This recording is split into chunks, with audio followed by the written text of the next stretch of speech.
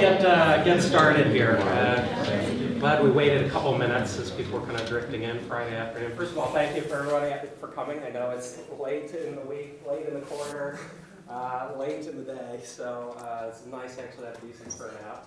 We actually have a very distinguished guest speaker today, Miguel Hernan from Harvard School of Public Health. Actually, one of the few people I know that have actually gotten tenure at Harvard School of Public Health, so he's a full professor there in epidemiology and biostatistics.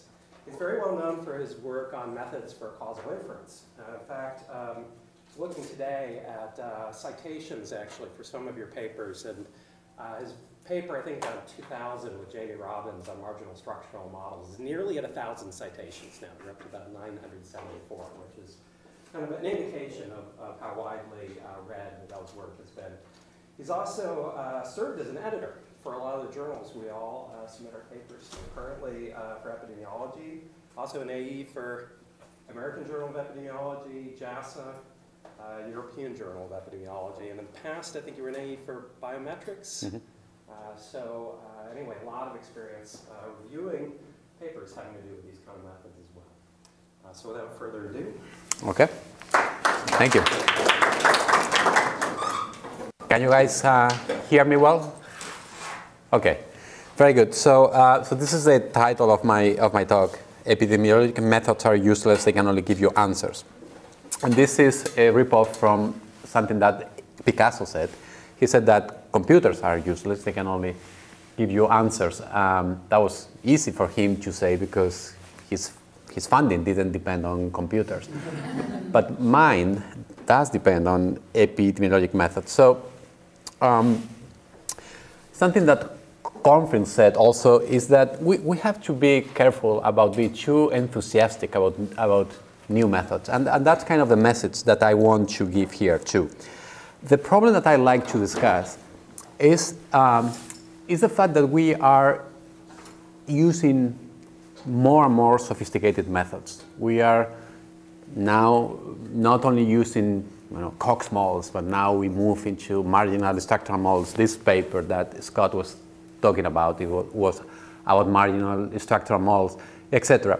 And as we move towards more sophisticated methods, sometimes we lose track of the question that we are trying to answer.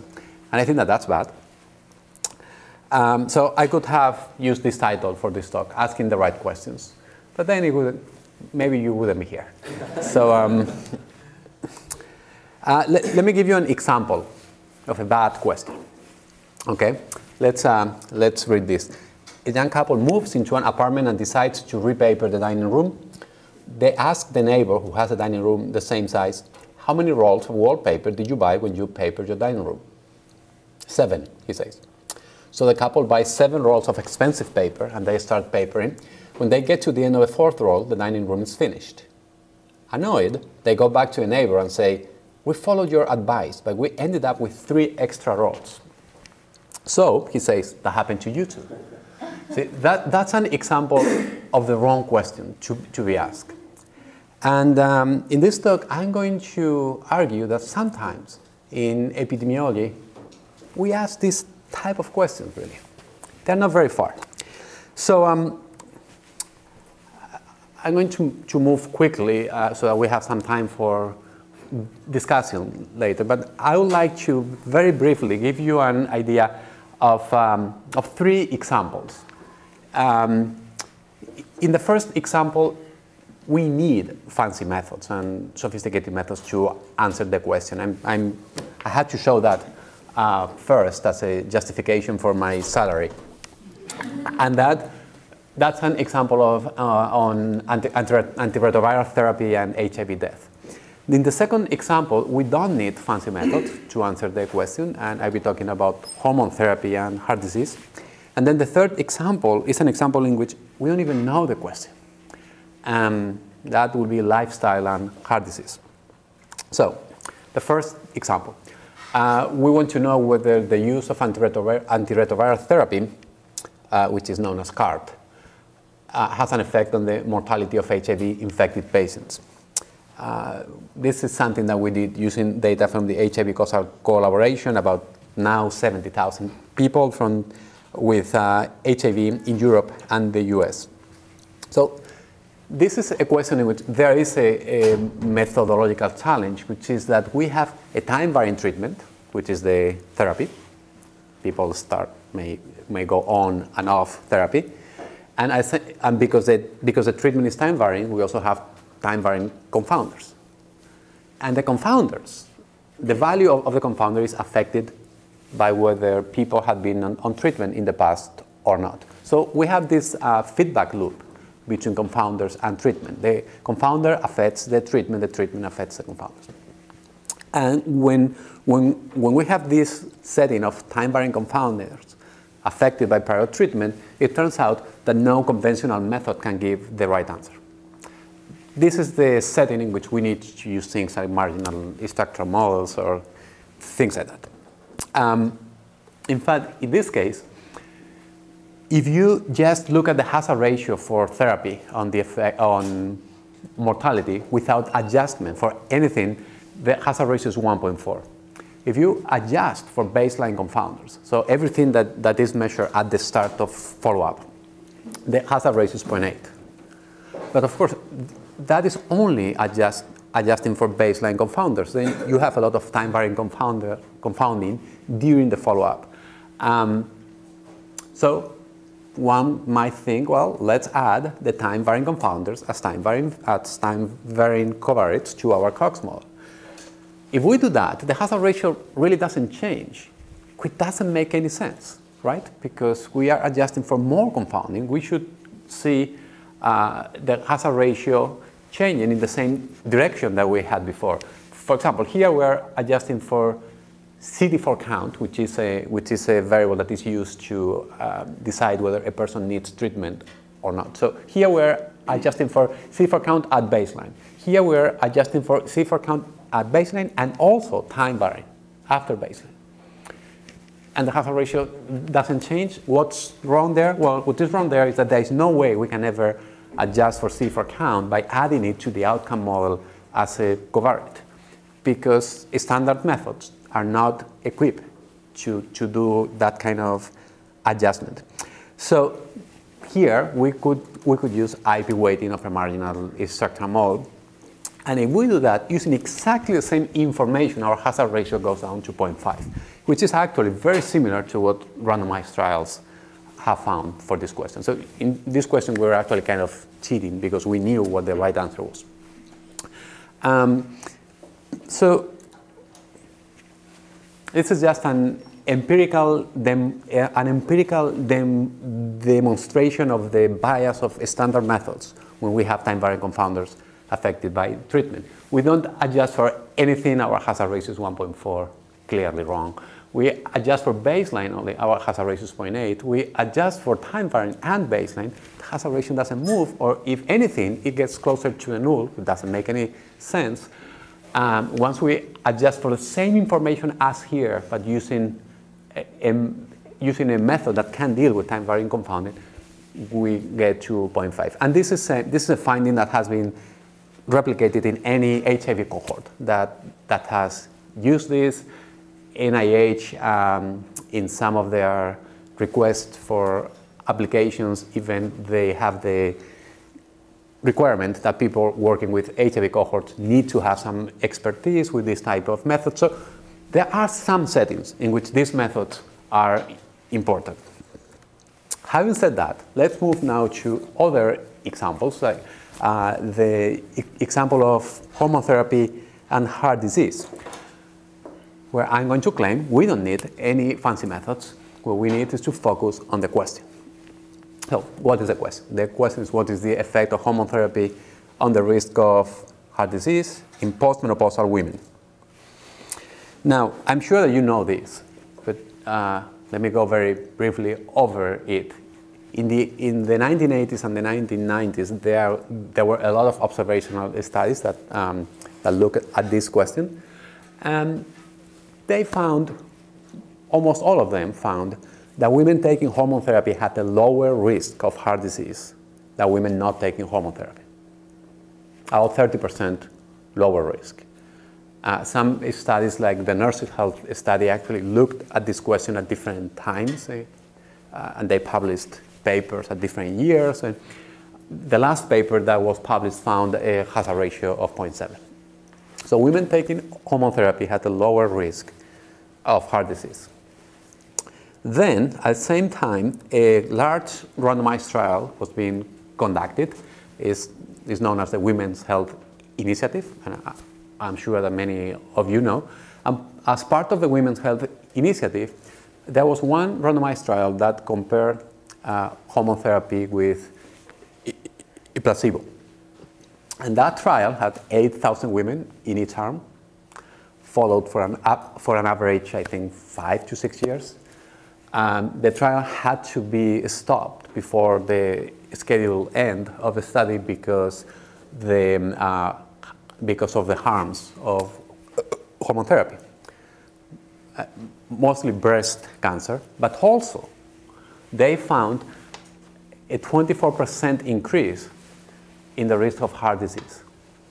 So the randomized trial was finding a higher risk of heart disease among women among women assigned to hormone therapy, whereas the observational studies were finding a lower risk among women taking hormone therapy.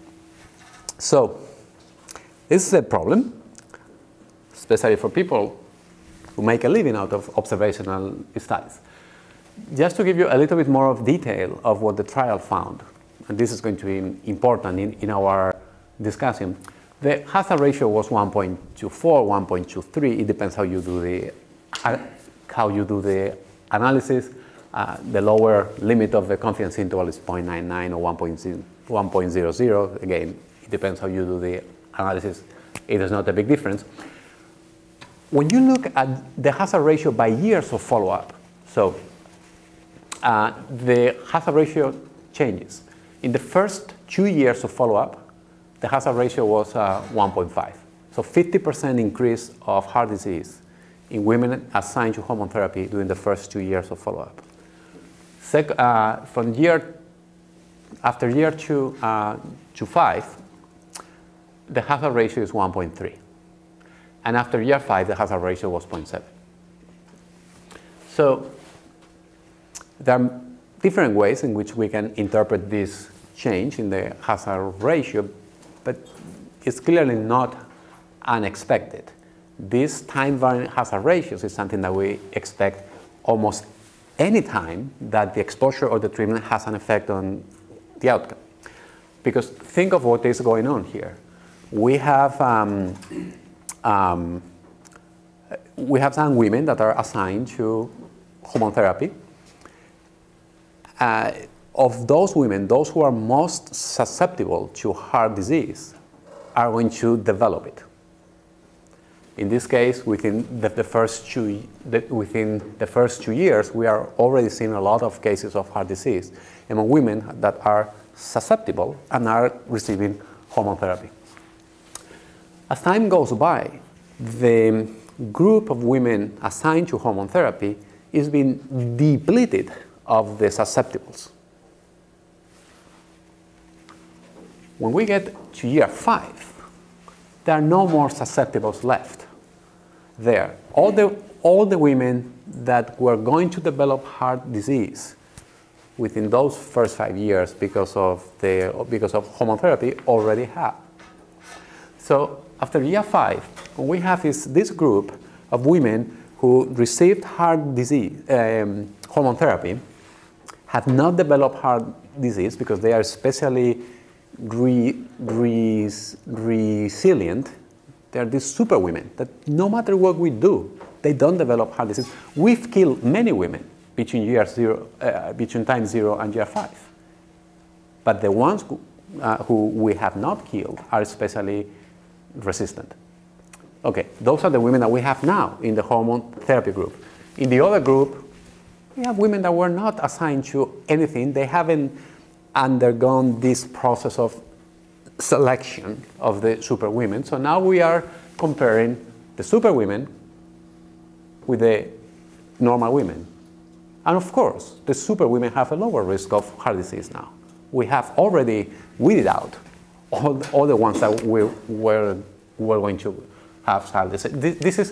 This is what we sometimes refer to as the built-in selection bias in hazard ratios. As time goes by, the hazard ratios stop having a causal interpretation if you look at the period-specific hazard ratio.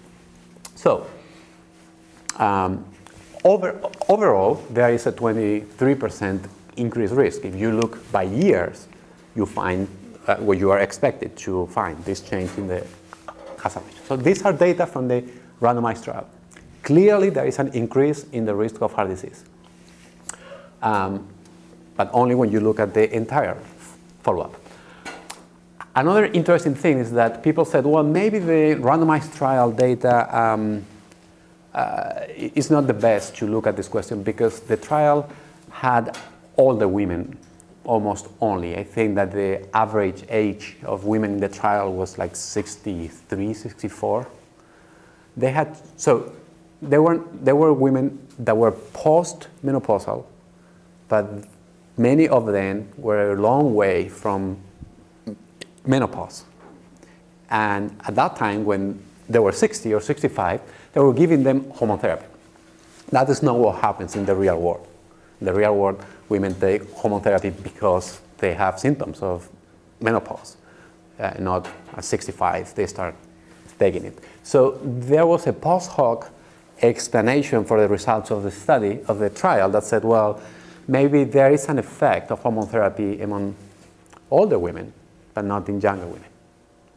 And maybe that's why the observational studies didn't find an increased risk, because the observational studies were based on younger women. So in this post hoc analysis of the trial, there is actually some evidence that might be true, that women within 10 years of menopause at baseline did not have an increased risk. Women over 20 years of menopause at baseline had a 60% increased risk. So this might explain. The only problem is that when they look at the observational study data by time since menopause, they found no difference. All women had a lower risk of heart disease, whether they were here or here. There was a lower risk of heart disease associated with hormone therapy. So, and please, if you have any questions at any time, please feel free to ask them.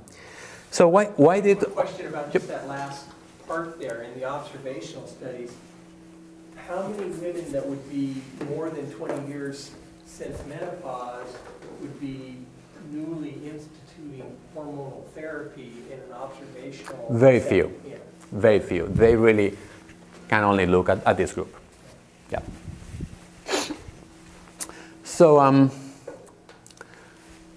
the question is, why did observational studies get this wrong? And the popular theory, you ask many people, is, well, because they must be confounded. These are observational studies. Women taking hormone therapy in the real world must have some good access to healthcare. Maybe they have a healthier lifestyle, etc., a better socioeconomic status. And these women, because of all those things, have a lower risk of heart disease. So what we are finding in the observational studies is just confounding. But we proposed a different explanation for this. And the explanation was that the comparisons in the observational studies and in the trials are different. It's not confounding. It's that they are not comparing the same thing. So you think, in a randomized experiment, we first state our question. Say, I want to conduct a randomized experiment to answer this question. And then you design your randomized experiment to answer that question. In this case, you say, I want to know what is the risk of CHD in women who initiate hormone therapy compared with women who don't. And then you assign women to hormone therapy or to placebo. And then you compare the risk in women assigned to hormone therapy and women assigned to placebo using, for example, an intention to treat.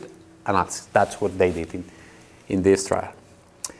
In observational studies, however, that's not necessarily what we do. because in observational studies, a lot of the time we have the data. That's a huge difference compared with trials. In trials, we don't have the data when we design our study. In observational studies, we may have the data, a large cohort of women. So we can analyze the data as soon as we get to the computer without even having to ask any question. So we just compare women who receive hormone therapy and women who don't, which is with a lot of the observational studies we're doing. Now, what is the question there? The observational studies were comparing current users of hormone therapy versus never users of hormone therapy. The question is, what is the risk in women who continue to use hormone therapy? It's not clear what the question is. So let me emphasize this. Current users versus never users. That's what the observational studies were comparing. Okay? So imagine you are one of these women. You are considering whether to start hormone therapy. And all the information that you have is that current users do better than never users.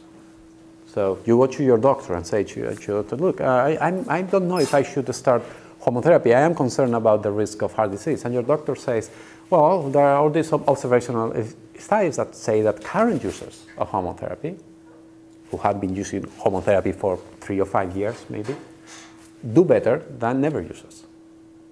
And you say, well, I don't think that's the question that I'm asking you. I'm asking you, if I initiate hormone therapy now, will I be better off or not? What you are telling me is that among women who have started hormone therapy and have survived, in those women, the risk is lower than in the other women. But that's not the clinical question. The clinical question is, should I start hormone therapy or not?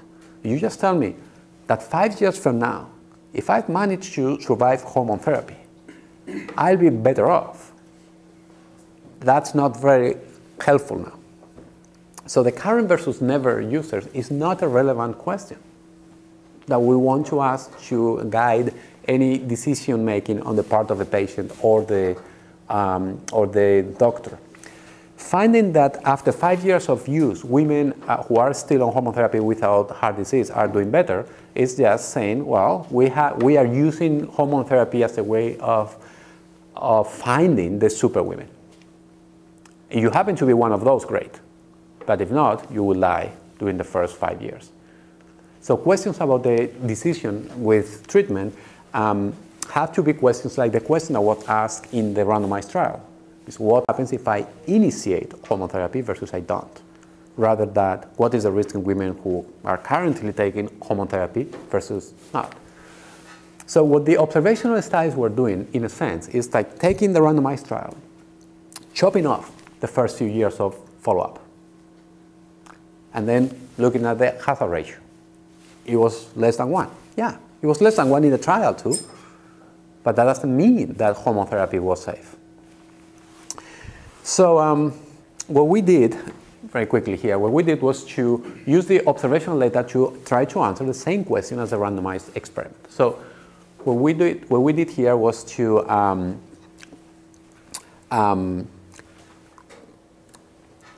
take data from the nursing health study, which is this large cohort, 80,000 women with all the information that we needed. They have data on hormone therapy, on heart disease, on confounders, and we used this data to emulate a trial. So say, of course, this is an observational study, but what happens if we define a protocol for this analysis as if we were trying to mimic a trial of hormone therapy? So we would define our arms of the trial as initiation of hormone therapy versus no initiation of hormone therapy. We're not using current users and never users, but initiators and non-initiators of hormone therapy. We try to mimic the eligibility criteria of the trial. For baseline, now we start our follow-up at the time of initiation of hormone therapy and follow women until the year 2000 We start actually in the year 1984, because that's the first time that this form of hormone therapy we are talking about, which is opposed estrogens, that's the first year that this was used in the United States. So we are starting in 1984, women who start hormone therapy, women who don't. We follow them until 2000. And if you think of the observational data like that, it's much closer to the data from the trial. Of course, it is not a trial, and that would be confounding and things like that, but we have a common intervention, quotes, intervention in the observational study, a common start of follow-up. And there are still some differences, because in the observational data we have a longer follow-up, and that's important because the hazard ratio is going to depend on the length of follow-up. And also in the observational data we have younger women, and that's important because the hazard ratio may depend on that too. So the next thing that we do with this pseudo trial that we are trying to conduct is to carry out an analysis that is comparable to the analysis of the trial, an intention to treat analysis. That means that women who are classified as initiators of hormone therapy at baseline are always initiators. We never change groups. So a woman is an initiator of hormone therapy in 1984, and in 1986 stops taking hormone therapy. Well, it's an initiator. We are doing an observational version of the intention to treat analysis. Whatever value you have at baseline is the value that you have for your entire follow-up. That is going to misclassify our exposure. Same in the trial. Okay? In the trial, there was close to 40% non-compliance in one of the arms at 6 years. So there was huge misclassification also in the trial. And that's what we're going to do here. Also, we are going to fit a Cox model because that's what the trial did. And the most important part, this is an observational study. So even though we are trying to make it look like a trial, it is not. So we have to adjust for confounders. All the confounders that we could find, or the potential confounders that we could find in the database, and we are adjusting for all those confounders at baseline. Okay, so these are going to be covariates in our Cox model. And by the way, we also did it using propensity scores. We did it in many different, it doesn't really matter. What matters is that we adjust for all these confounders. Okay, so if you think of what we have done now, there are no fancy methods.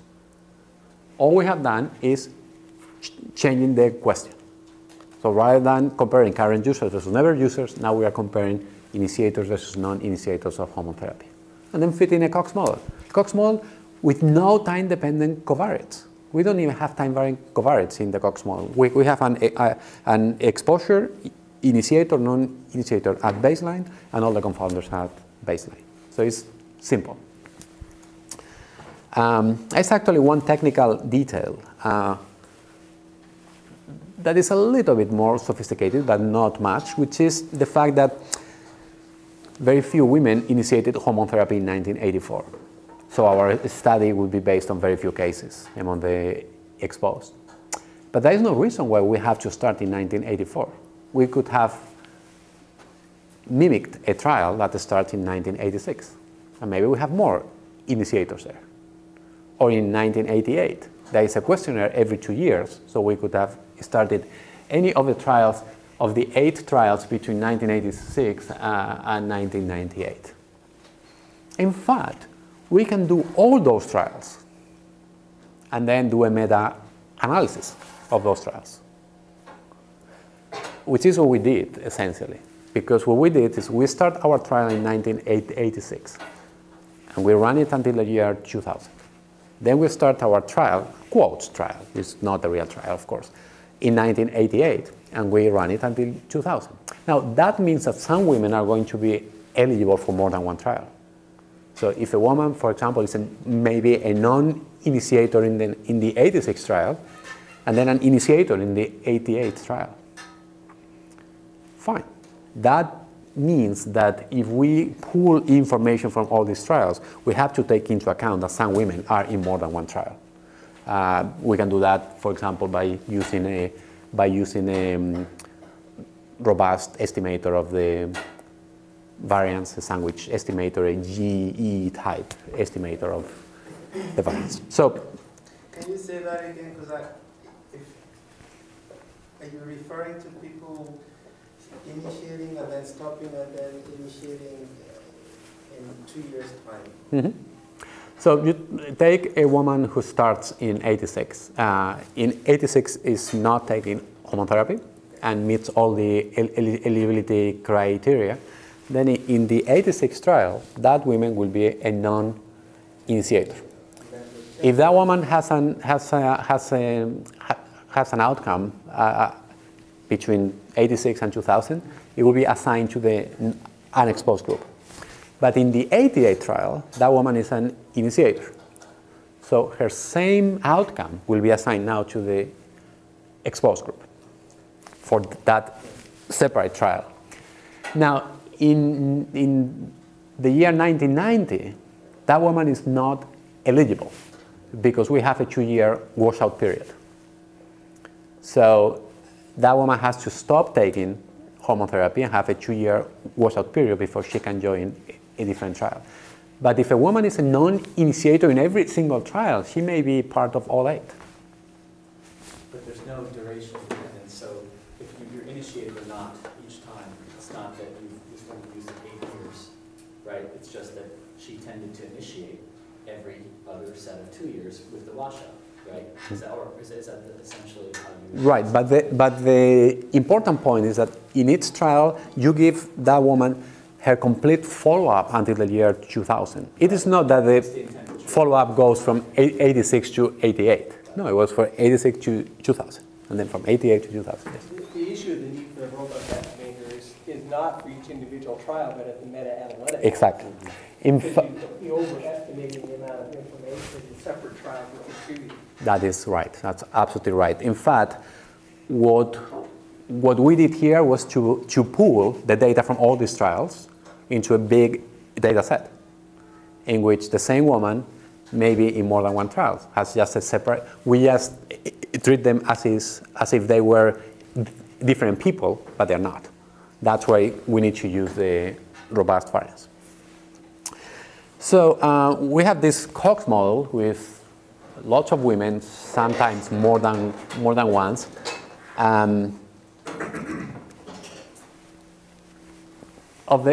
We only have 34,000 women that are eligible for these trials, but because we are allowing them to be more than one trial, we end up with 150,000 women in our data set, because on average they're like in 4 trials or so each. Okay, we have only 1,000 cases, but in our data set we see 3,500 cases. Okay, and 6,600 initiators. So this is what we find. This column are the estimates from the trial that I've shown you. This column are the estimates from the observational study. So 1.2 for the trial, 1.0, 1.1 for the observational study. But of course, those cannot be compared because the length of follow-up is different and the distribution of age and time since menopause is different. In the trial, there was a 50% increase in risk in the first 2 years. In the observational study, 40%. In the trial, there was 1.1 after the first 2 years. Here is 0.9. Years since menopause. Within 10 years, 0.9 in the trial, 0.9 in the observational study. After 10 years, well, really, it's not much we can say in the observational studies because there are very few women there. Okay, so if you look at these results, there are several conclusions. One is when we ask the same question. Sorry, yeah. Just going back to your nested design, I assume that the prevalence of people initiating hormone replacement therapy was changing, probably increasing over the years, right? Yep. And so that's going to be related then to the censoring distribution because you're going to be having longer follow-up on people that are initiating in 86 1986 versus people that are initiating in 1990. So how was that taken into account in any way? That wasn't taken into account. This way of nesting the trials is simple, but it doesn't take into account those issues. So we are pulling hazard ratios over different time periods, which means that the pool hazard ratio doesn't have a direct interpretation as in a trial, but is close enough to find out whether there is an increased risk or not. Because once we have that, then we can look now by time of follow-up, we can look by calendar year, etc. And in fact, after doing that, we see that the results are not shockingly discrepant anymore. I mean, think of, we were coming from a hazard ratio of 0.7. And after doing this, after asking the same question, we find in both the trial and the observational study an increased risk within the first 2 years of follow-up, 50%, 40%. So just by changing the question, we get a much better alignment between the observational and the randomized trials. The confidence intervals are very wide for both the trial and the observational study. The standard errors of the log hazard ratio are actually very, very similar.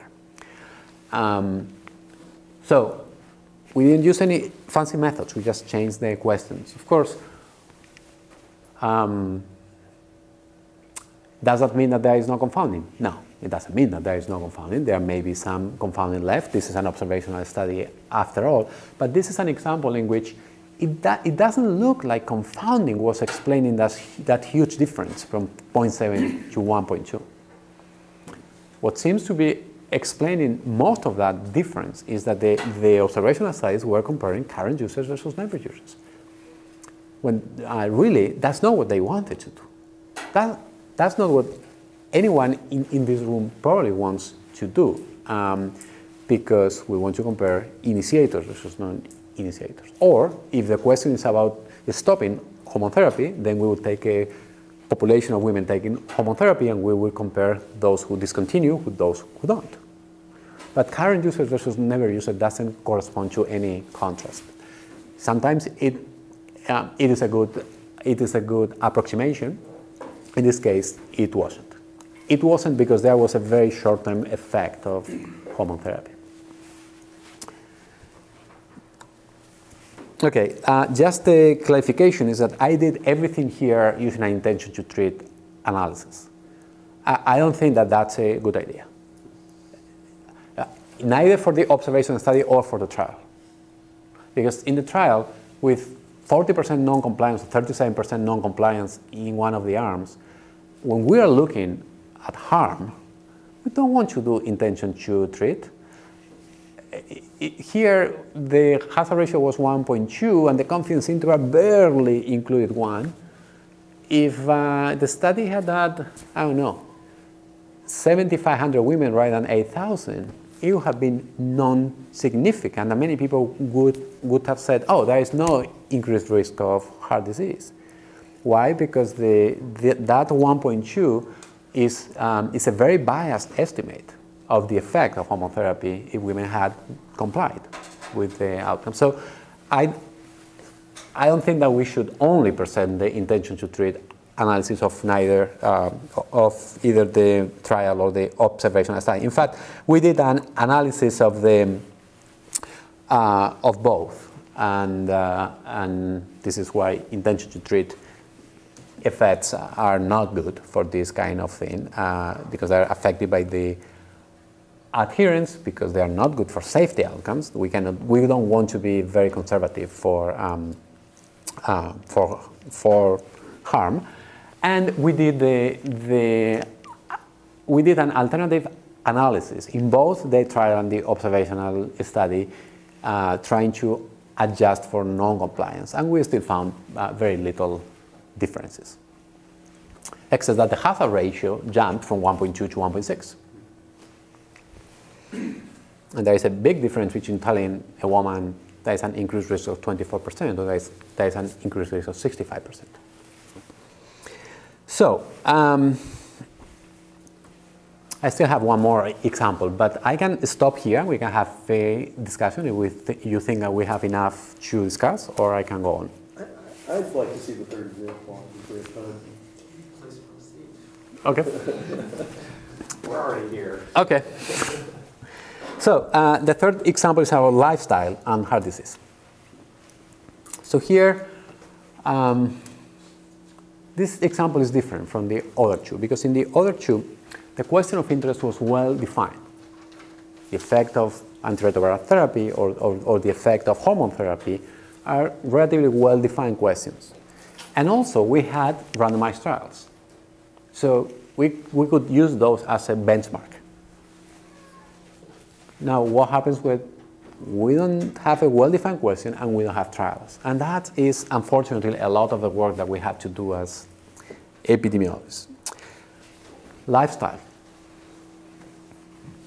Now we're asking questions, what is the causal effect of cigarette smoking, alcohol, physical activity, BMI, diet? What is really the question that we're asking there? See, in the other examples, we could define our question pretty well because we could think of a hypothetical randomized trial that we would like to mimic.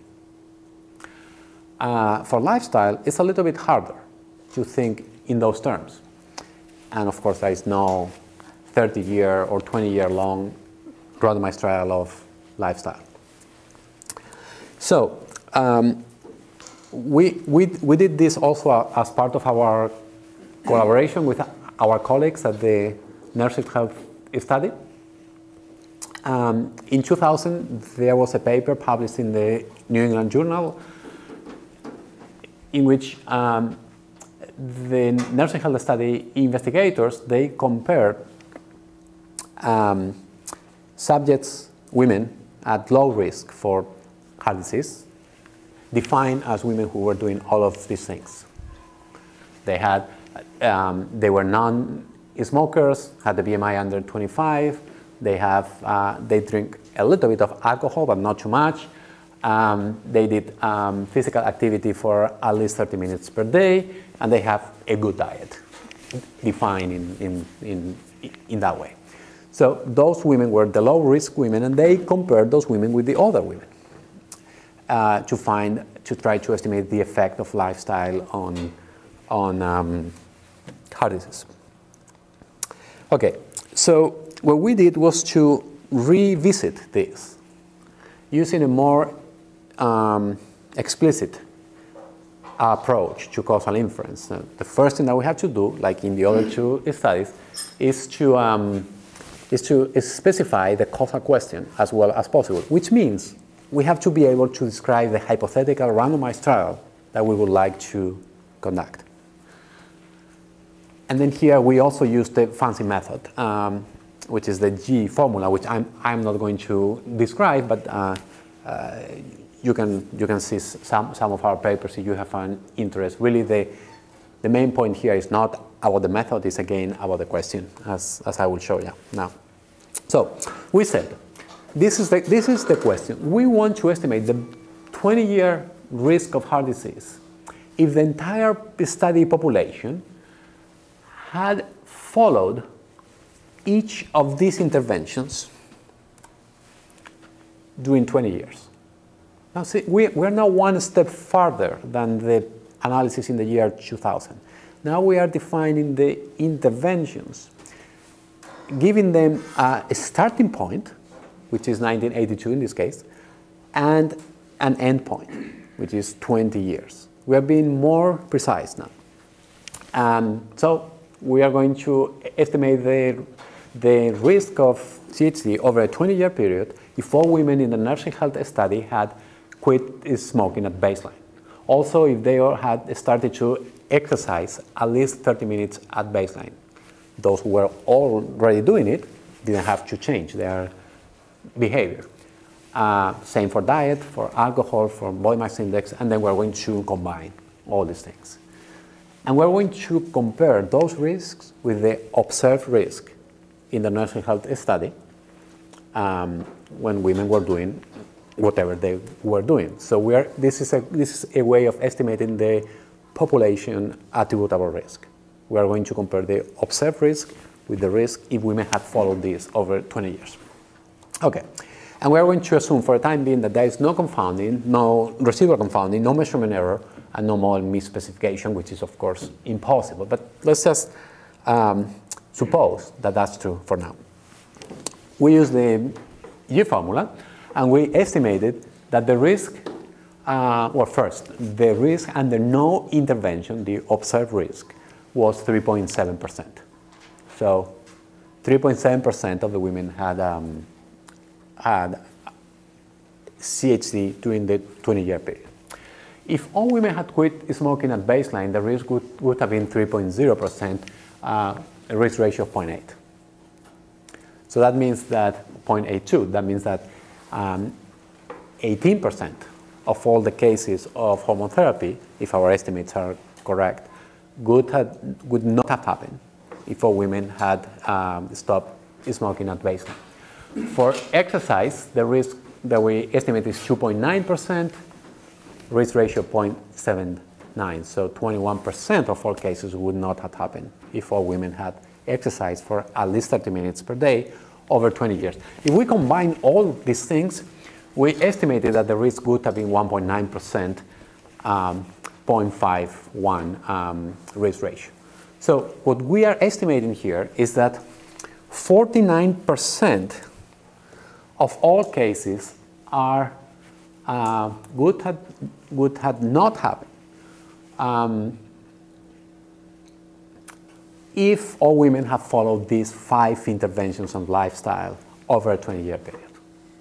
I mean, half of the cases can be explained by bad lifestyle. That's a really high number. Actually, in the study published in the New England Journal, they estimated 82%, which is even higher. But these two numbers cannot be compared because we used a different data set. We actually used more data. We had 10 more years of follow-up. So when we redo the analysis with those data, it's 67%. So using the G formula, which is in principle is a better method to adjust for time varying confounding, we estimate that 49% of the cases are due to bad lifestyle versus 67% if you use a method that is not as good. The difference is not really very big, and in any case, it's a huge number. I mean, we are saying that if we change lifestyle, we can prevent at least half of all cases of coronary heart disease among women. It's huge. Yeah. Going back here, and I tend to agree with the approach of saying, first define the question by asking yourself how you would design your ideal study in a randomized clinical trial, and then go from there. Mm-hmm. How do you deal with that in a case where you've got 9 possible choices that one can make, and you have to think about all the effect modification in terms of someone choosing one lifestyle factor to decrease versus not choosing the other 8 or 2 of them, and versus an intervention where you would assign somebody to say all 9 or this subset of this 9. But that is what we are doing here. We are trying to mimic a randomized trial where we assign to people, you don't smoke, or you exercise for 30 minutes per day, or you do both. So we can just define a trial with many arms. Right, but from the observational side of things, that's a pretty strong assumption on the woman that's going to choose not to smoke, but then maintains BMI, yeah, et cetera, or drinking or something along those lines. And I know that you spelled out the untestable assumptions, but they're getting really strong now, right? That's exactly what I'm doing now. Okay. That's I think that we are on the same wavelength. Yeah. So you mentioned that your analysis did take into account time-varying confounders, but your assignments, were your assignments time-varying? No. Okay, so then the people, I mean, even though you're assigning conceptually as a trial people to stop these behaviors and move towards the low risk, the actual referent population here at some level, looked at the other way around, are the people who Stanford defined as not having any of them in the first place. So kind of. It's people who have always, who has never done. Let me continue, because the next few slides may answer some of your questions, and then we can have a discussion after I've said that. So the question is really, how seriously should we take these estimates? We are saying that we can prevent half of cases of coronary heart disease with lifestyle, which is actually a lower number than what was published in the New England Journal. So we said that, I was assuming that all these assumptions were true, but of course they are not. So let's see each of these. So the assumption of unmeasured confounding. So the G formula is a method I didn't describe, we didn't have time, but appropriately adjust for measure confounding and measure time varying confounding. But there may be a lot of unmeasured confounders here. So let's look at this number.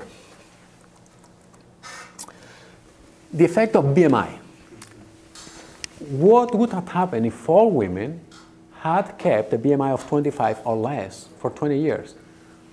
What do we estimate? Nothing. Nothing would have happened. That was our best possible estimate of the effect of weight loss or having a BMI of 25 or less. Nothing. 1. Risk ratio of 1. Now, there are two possibilities there. One, maybe there is no effect of BMI on heart disease, although that would be very surprising to many people.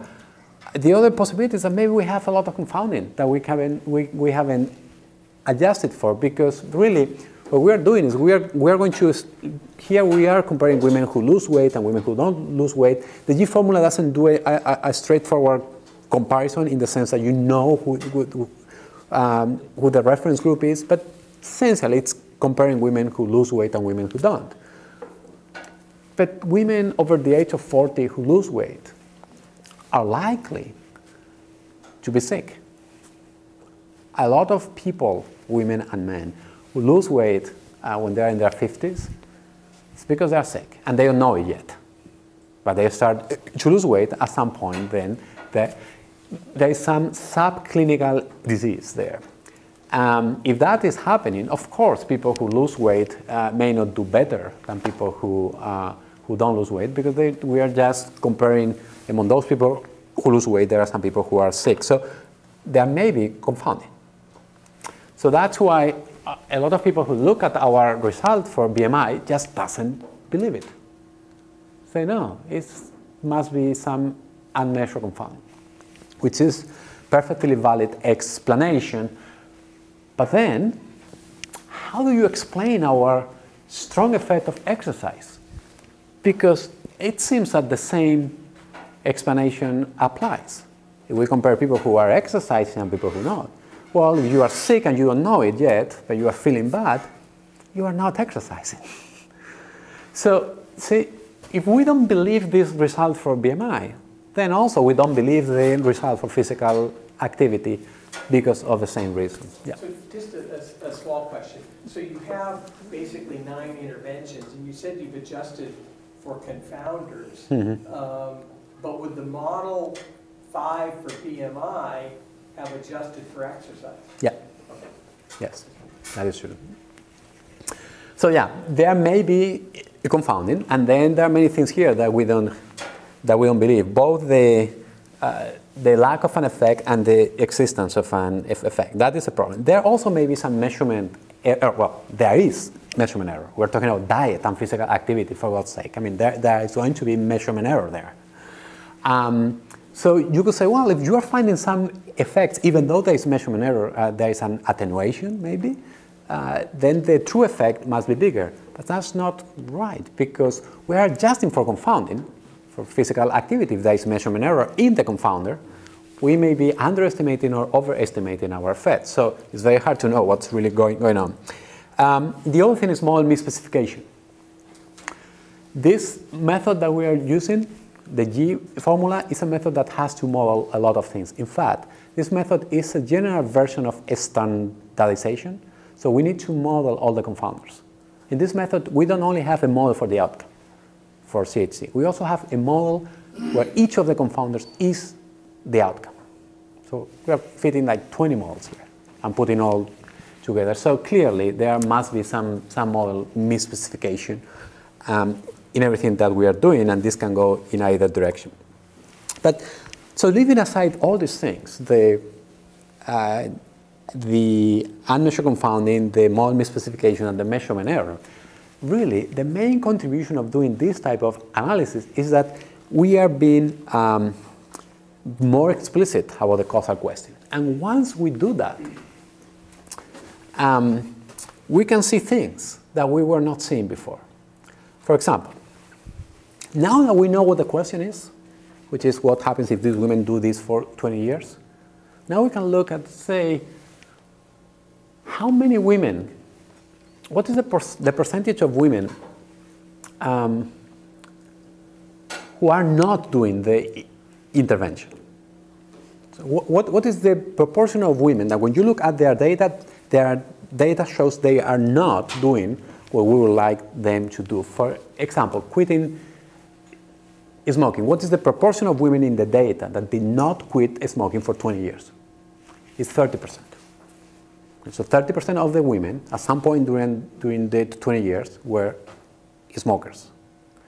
What is the proportion of women that were not exercising at least 30 minutes per day over 20 years? 99%. So look, now we know that everything we are doing is really, we are comparing 1% versus 99%. But we didn't know that until we defined our intervention in terms with time of start, time of end, etc. Of course, once we compare women who are doing all those 5 things over 20 years, how many women were not doing that? 100%. There was no one in the database that was doing all those things for 20 years. I was giving you an answer. I was giving you an estimate that was based on model extrapolation. Because I defined my question in an explicit way, I know how much I'm relying on model extrapolation. Before that, I didn't know. I'm just comparing some person time here and some person time there and things like that. Now I can tell you, because of defining the question, how much model extrapolation have. A lot. Not only that, but by defining the question very explicitly, now we can come up with, and I'm finishing. We can see that some of the questions we were asking don't make sense at all. For example, I told you, what happens if 4 women, starting at baseline, get a BMI of 25 or less? What kind of question is that? So you have a woman with a BMI of 33, and I'm going to tell you what would happen if that women, and all like them, at baseline were magically to 25. It's not possible. We don't even know what that means, that all women starting at baseline get a BMI of 25 or less and keep it for the next 20 years. So once I tell you the question in terms of a trial, you see that it's a question that doesn't make any sense from a public health point of view, from a clinical point of view. We cannot do that. I should have asked a question like, what happens if starting at baseline, all women lose 5% of their body weight every 2 years until they reach a BMI of 25? That would have been a reasonable question, but not the question that I was asking. We only see this because we are being explicit about the question that we're asking. So there are 2 stages in causal inference. One is asking the question, the other one is giving the answer. Most of what we teach, we write about, we are taught, is about the second part. It's about how we give the answer. But we don't spend as much time defining the question, which is a problem, because then we can run into issues like in the hormone therapy example or the lifestyle example. We may ask questions that we are not really that interested in. So I'm going to finish here. But really, my point here was that first, we need to ask the same question when we compare observational studies and randomized experiments. Observational studies are not perfect. They may be wrong for many questions, but we don't know that until we specify the question of interest. And this emphasis on methods that some of us may be guilty of instilling in younger people, this emphasis on method is is dangerous because we get so fixated on the method that sometimes we forget that the method is only as valid as the question that we are trying to answer. So, see, when I show you this, you laughed. But think of some of the questions that we're asking when we compare current users versus younger users, when we compare what happens if the BMI magically drops to 25, etc. There are possibly not the questions that we should be asking if we want to guide policy or clinical medicine. So, okay, so that's all I wanted to say. I ran a little bit over, sorry. But I'm here for questions if you have any questions.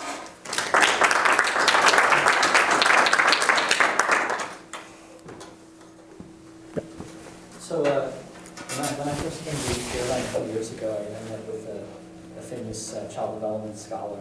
He's a National Academy Scholar, now National Academy of Sciences. First thing he said to me, he said, "Tim, you're an epidemiologist. Why is the best epidemiology done by non-epidemiologists?"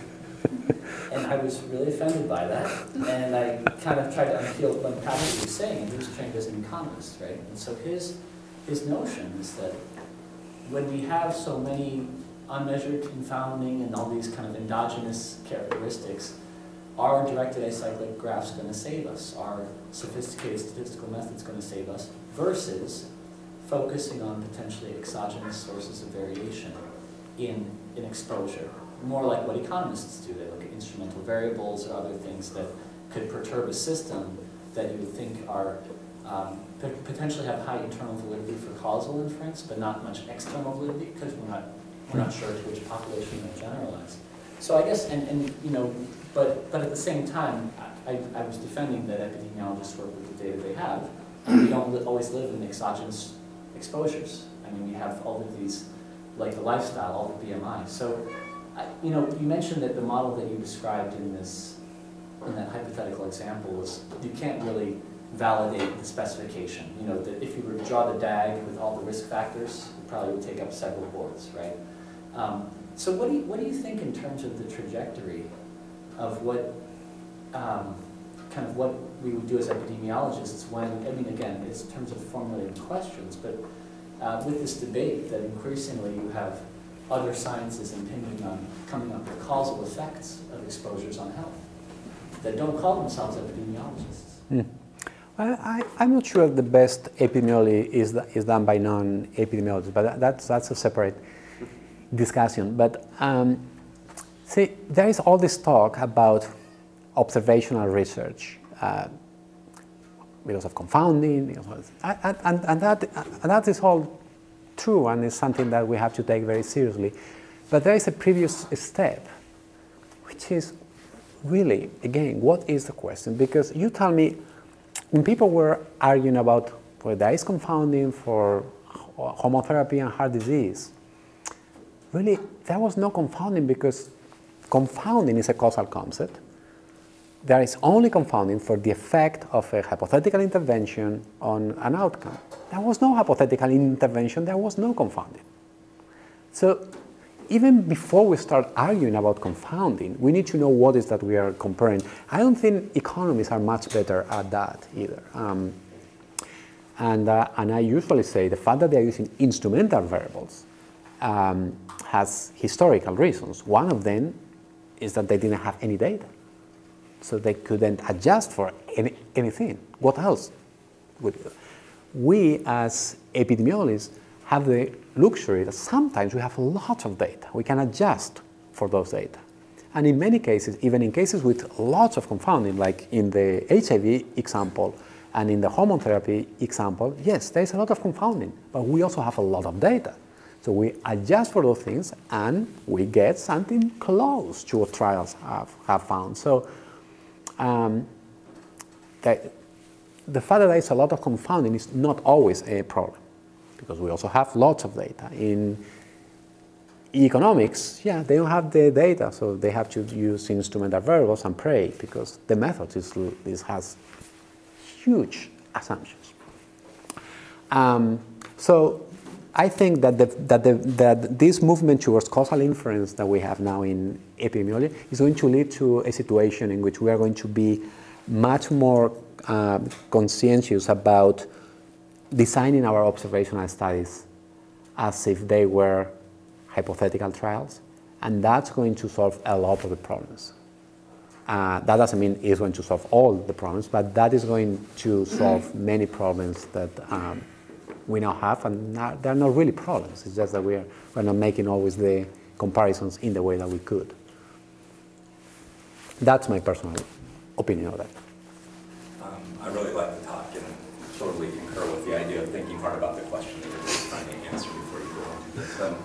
And I think that, you know, I tend to phrase the problem as what is the target of inference? In other words, what is the estimand at the end of the day? And I think one thing that you really didn't discuss, and I'd like to hear your opinions on, is you know, and I think as we go to more complicated methods, this becomes even a harder and harder question to answer, to be quite honest, is what are we consistently estimating under, say, model and specification? That was really my question on the role of the censoring distribution as you were looking at those nested trials, because, you know, that could answer a lot of why you have 1.01 versus 1.23, to be quite honest, just because it's confounding the effect as you're changing the censoring distribution in those nested trials and how you're weighting those things. And I just wonder what you think about, you know, we have to be realistic and sit back and say, we know that we do not have a perfectly specified model.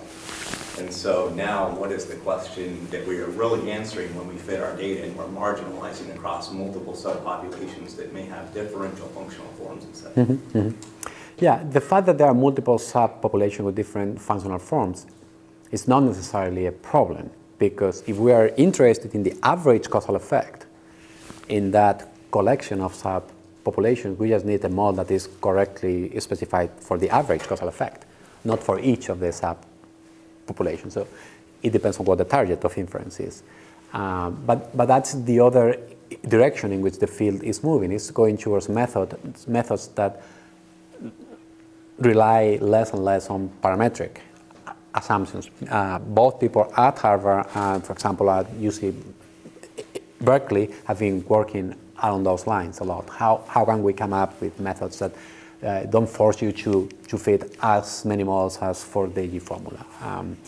And that's obviously a direction in which the field had to move. But I don't think that modeling misspecification is the main problem that we have. I think it is a problem, but I would be hard-pressed to find a high-profile example in which epidemiologists made a big mistake because of modeling misspecification. Well, I mean, to give you a classic example, you assume proportional hazards, and you have hazards that actually invert over time. And so therefore, from a study design perspective, if you've modeled that, you've got one study that runs for 10 years and one study that runs for 5 years, and they change after 5 years, you're going to get two different answers. And I agree that this goes back down to what is the target of estimation? Is it the 10-year effect or is it the 5-year effect? But that is model misspecification, and it's the role of that censoring. It has an explicit role of the censoring distribution from administrative censoring, but you can do the exact same thing by just having diverging hazards and then changing the distribution of that sensory distribution, which we never look at. We just think of it as a news. Right, but the way we use hazard ratios is as a summary of the average causal effect for certain duration of follow-up. That is how people use it. That's key, conditional upon the censoring. And Yes. that's my point, is we don't ever sit back and say, this is my estimated average causal effect, conditional upon having a censoring distribution that is uniform from 0 to 3, for example. Right. But I mean, going back to your second example, I mean, I was just thinking that because again, the hazard ratio is a summary across time when your hazard's changing over length of follow-up. Which is always. Once you're framing it that way, it's always a problem to ignore the fact that your hazard ratio can change over time. And you want to stratify. And so I was thinking of a completely simplistic example for people that do occupational epidemiology or cancer epidemiology. That would be like ignoring a latency period when you're trying to look at the risk of cancer and follow-up. Your example is kind of the inverse of that, where the risk was in the short term and then it tampered out, whereas like you kept the first 15 years of sort of immortal survival time from a cancer. Everybody'd say, and that's a long time well-recognized problem, because it just reinforces us. You got to ask the right question. It's not what's the risk of cancer following exposure to a carcinogen in the first 2 years. It's what is it, after 15 or more years. Exactly. I wrote a commentary about this very issue with hazard ratios. In the Women's Health Initiative, in the trial, if the study had been only 2 years, they would have found a 50% increase in risk. Because it was 5.6 years, they found 24% increase in the incidence. If the study had been 15 years, maybe they have found nothing. That doesn't mean there is no effect. That means that over time, these things cancel out. But that is a reason why, and this is kind of a separate discussion, that's why we don't use hazard ratios. I only was using them here because that's what people do. We have to use the absolute risk. We can estimate the absolute risk under any of the interventions, and we can compare the Kaplan-Meier curves and see where they are different. Yeah, I am in no disagreement with you. But people usually use hazard ratio as this summary of the average effect over certain period. So this question is a bait to see if you can come back and visit us again. The 3 case studies are just excellent. I think you brought up some of the issues that many people struggle with. But you had the advantage of looking back in time and analyzing the data that's there. Right. And as we said, the biggest power of this is to look forward to study designs that are happening now. And I'm wondering if you, after the analysis you've done, you've been part of new studies that are currently being initiated with the perspective of avoiding some of the mistakes that were made in the design of the previous studies. Yeah. If you have those examples that you can share with us, maybe now just talking about these new studies, and in the future you might come back and tell us the results. Well, that is the goal. The goal is to learn from what went wrong in the past, not to. So we don't make those mistakes in the future. So everything that my group and many other groups are doing now is based on these ideas that you don't start your follow-up after your exposure has already started. Because if you start the follow-up of your study using a prevalent user, then you run into this risk of bias. So to answer your question, we are looking at a range of issues now, from HIV studies where we are asking more complicated questions, not whether therapy is good or bad, but when to start therapy, what is the optimal time to start therapy, and we are using the same approach. We are looking at cancer questions with Medicare and SEER. We are looking at examples with treatments for patients with chronic kidney disease. So yeah, there are many other examples that are going on now, new studies, where we are trying to apply what we have learned for these cases. And of course, these cases that I show you here, we have the benefit of hindsight. We knew what had happened. Now we know the right answer. Now we can. To be completely fair, many of these methods have been developed before we knew we were going to do this. So it's not completely post hoc, but that's the challenge: how to do this in the future, and little by little. If we have found a couple of key issues that have caused trouble in the past, now we can make sure we don't do that in the future. Our studies may still be biased. We may have a lot of problems, but at least we will not be making the mistake of starting the follow-up 5 years after the exposure has been initiated.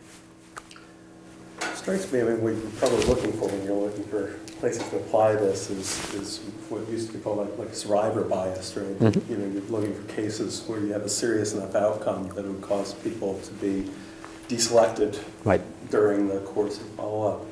Do you think, though, that I mean, I can sort of appreciate in any context the value of phrasing the question very carefully, but do you think there's as much a problem in, say, subclinical endpoints, you know, with acute exposures, like a lot of the air pollution kind of research with like heart rate variability and things like that? Yeah, those are hard because you have an exposure that has been going on for a long time. Right, So right. there, what you can do is to compare changes in exposure. It's like in our study with diet, we don't start the study the first time a person eats. We start the study in 1982, and by then, these people have been eating for years. So really, the exposure here is change. Is in 1982, we can compare those who change diet and those who don't change diet, and then we can make a recommendation. So for environmental exposures, it could be something like that you compare people who change and those who don't change. That's one possibility. Then it becomes a case crossover trial instead of a randomized trial. Right. Which is how they're analyzing air pollution. Yeah, essentially, Right. study Right. stuff being done. Okay, any other questions? Okay, let's just thank Miguel one more time. Thank you.